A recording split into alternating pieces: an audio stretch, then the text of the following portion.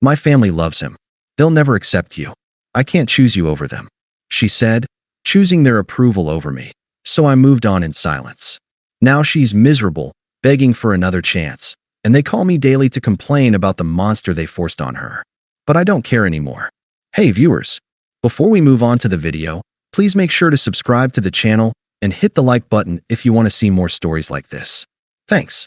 Reddit, I never thought I'd be posting here, but 2 years after my ex dumped me for her family's approved guy, she's blowing up my phone. Buckle up, this one's a doozy. I'm writing this mostly to get it off my chest, and maybe to warn anyone else dealing with family interference in their relationship. Names change for obvious reasons, but the story's real. Let's call me Alex, her Emily, and the golden boy David. I met Emily back in college, about 6 years ago. I was studying engineering on a full scholarship, coming from a working-class family. My dad was a mechanic, mom a teacher, nothing fancy but solid. Emily was from old money, the kind with a family estate and trust funds. We clicked in a literature class. She was smart, funny, and didn't seem to care about the differences.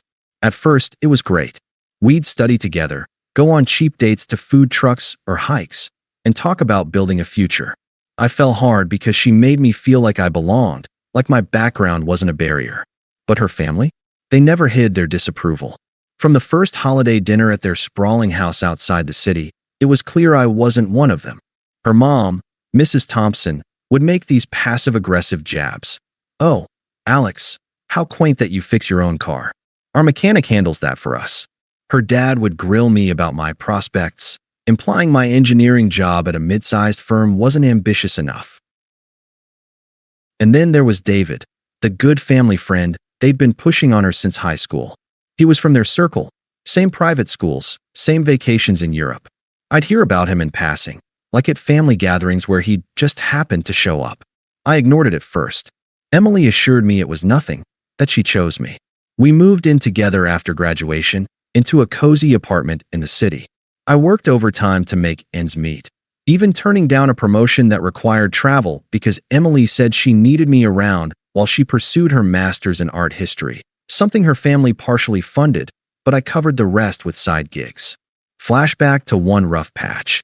She was stressed about finals, so I pulled double shifts to pay for a weekend getaway, just us. She cried and said I was her rock. I believed it. But the family pressure never stopped. At every event, they'd seat David next to her, make inside jokes about old times.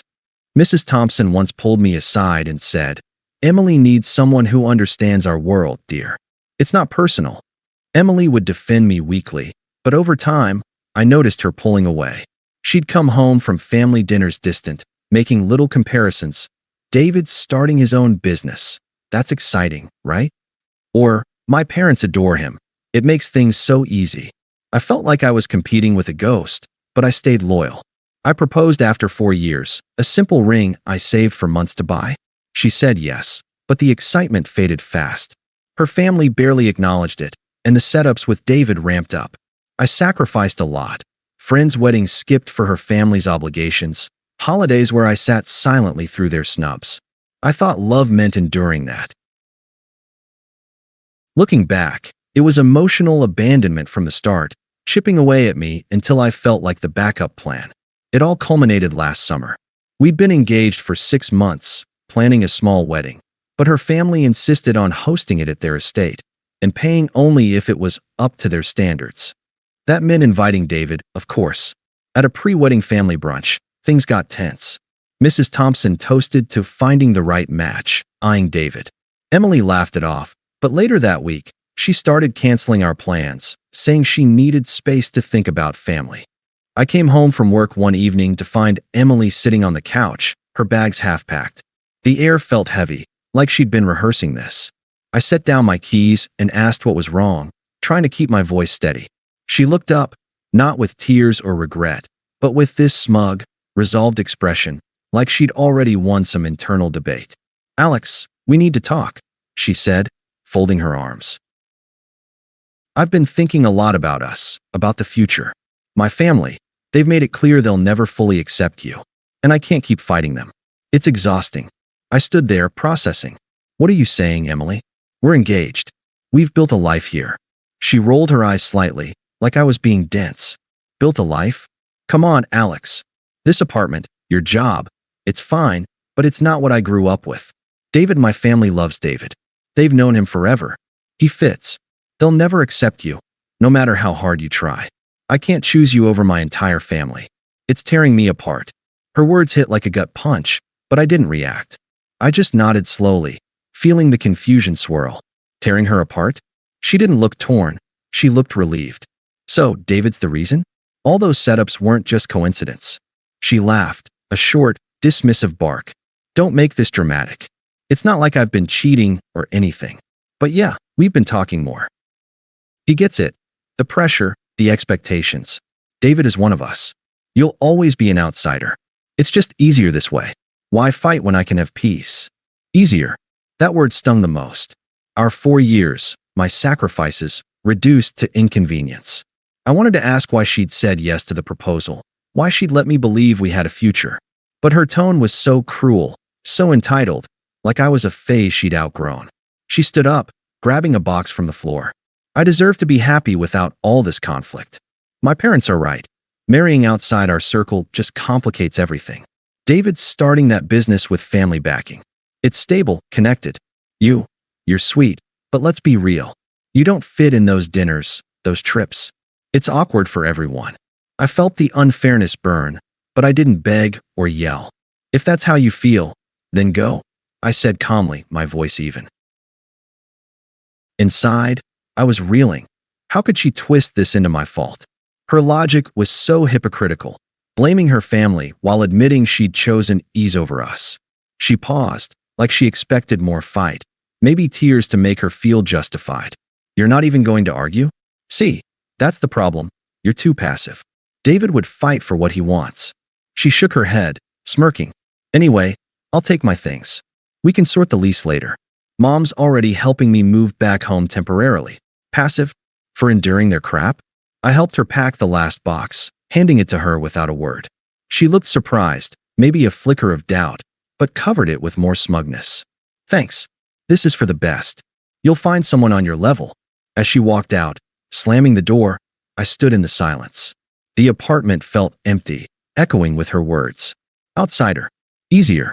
I sank onto the couch, staring at the ring box she'd left on the table. Confusion hit hard. Had it all been a lie? The late nights I worked so she could study, the family events where I smiled through their disdain. It felt so undeserved, like I'd been played from the start. But I didn't call her, didn't text. I just sat with it, the betrayal sinking in like a slow poison. That night, I couldn't sleep. Her family's manipulation replayed in my head, their constant erosion of our relationship, turning her against me. Why wasn't I enough? The unfairness gnawed at me, but I refused to chase. If she wanted easy, she could have it. The days after Emily left blurred into a haze. I didn't blow up her phone or show up at her family's estate demanding answers. Instead, I detached. Completely.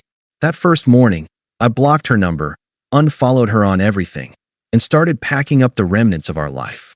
The lease was in both names, but I called the landlord, explained the situation calmly, and arranged to break it early. I found a smaller place across town, nothing fancy, but mine. No drama, no scenes, just quiet action. Work became my anchor. I threw myself into it, taking that promotion I'd skipped before, the one with travel.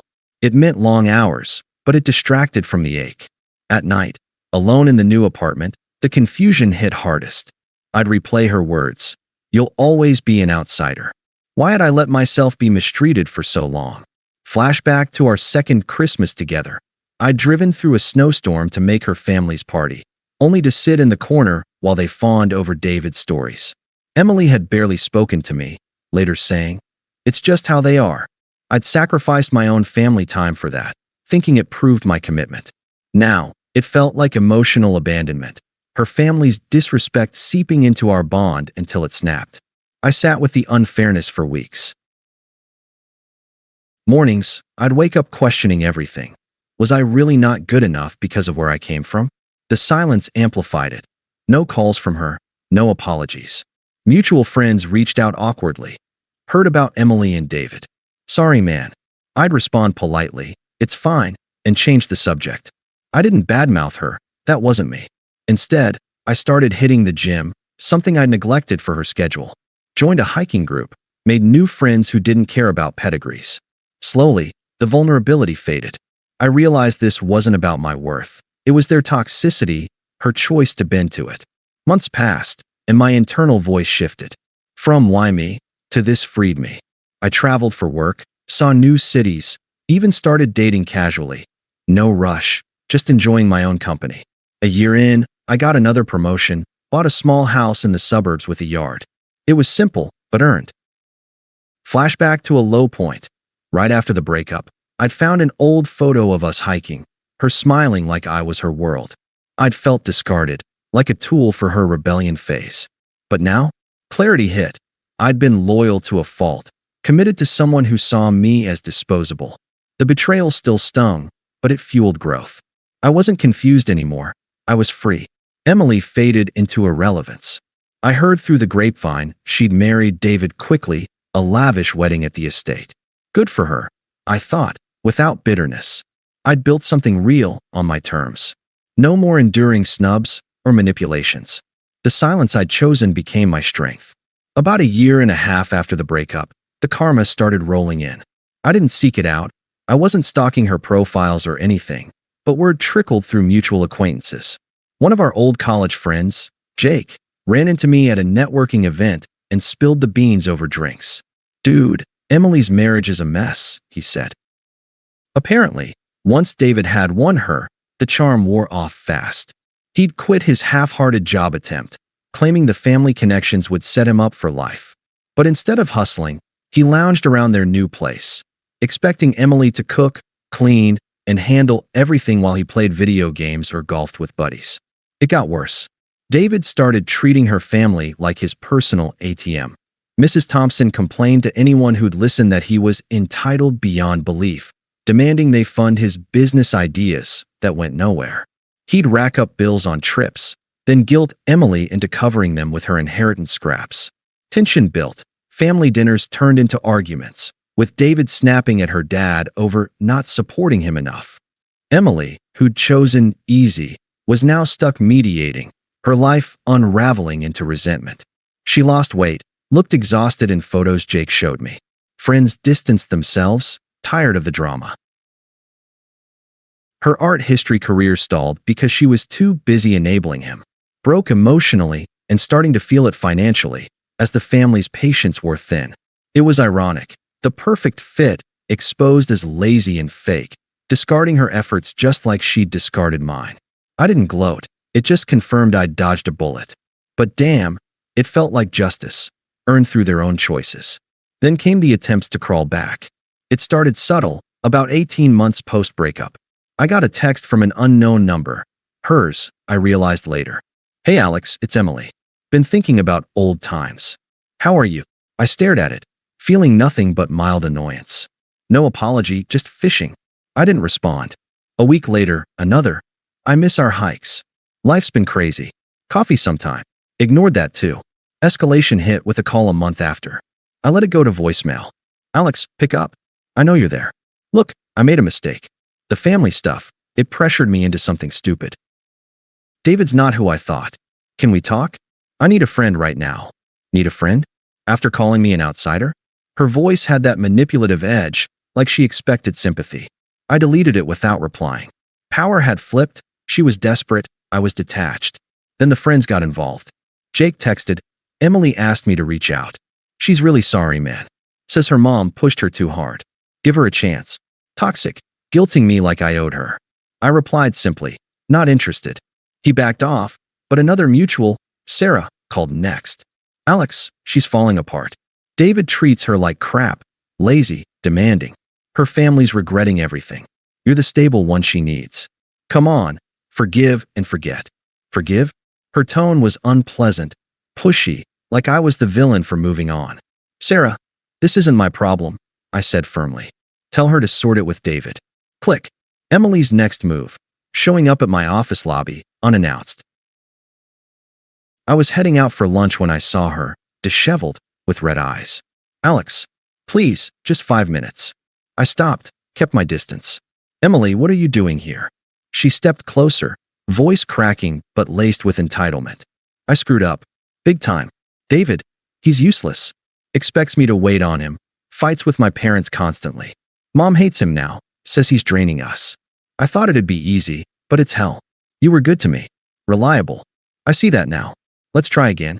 I'll cut them off if I have to. Her hypocrisy shone through, blaming everyone else, twisting it like her betrayal was a minor glitch. No real remorse, just desperation for my stability.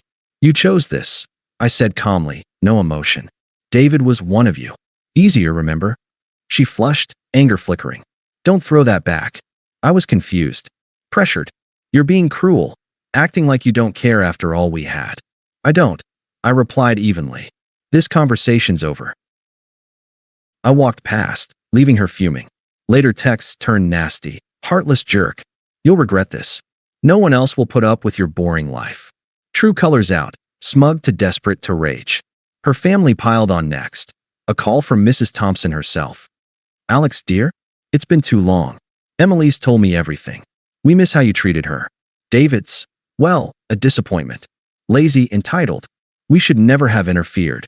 Unpleasant as ever, like they hadn't orchestrated it. Mrs. Thompson, why are you calling? She sighed dramatically. To make amends. Come over for dinner? We can talk sense into Emily together. Your family material, not him. Family material? Now. I almost laughed at the reversal. The final nail came a few weeks later, during my housewarming party. I'd invited work friends and new hiking buddies to my place. Nothing extravagant, but it felt like a milestone. Midway through, my phone rang. Mrs. Thompson again. I stepped outside for quiet. Alex, please listen, she started, voice pleading. David's gotten worse. He's refusing to work, spending our money like water. Fights every day. Emily's miserable. We all miss you. You were so steady, so kind. How can we fix this? I leaned against the railing, hearing laughter from inside. My life, thriving, peaceful. Hers, irrelevant. I'm sorry you're unhappy with the son-in-law you chose for yourselves, I said, calm and firm. It has nothing to do with me. Goodbye, she sputtered. But Alex, I hung up, blocked the number. No sympathy, no lingering care. She, and they, were powerless now, ghosts from a past I'd outgrown. I went back inside, toasted with friends, and didn't think about her again. If you're reading this, Emily, know I'm good. Really good. Without you. I've got a promotion, a home, people who value me for me. You're irrelevant to my happiness. I've built something real on my own terms. Lesson learned. Never settle for being anyone's outsider. Thanks for watching. Make sure to subscribe to the channel and hit the like button. What do you think about this story? Share it in the comments.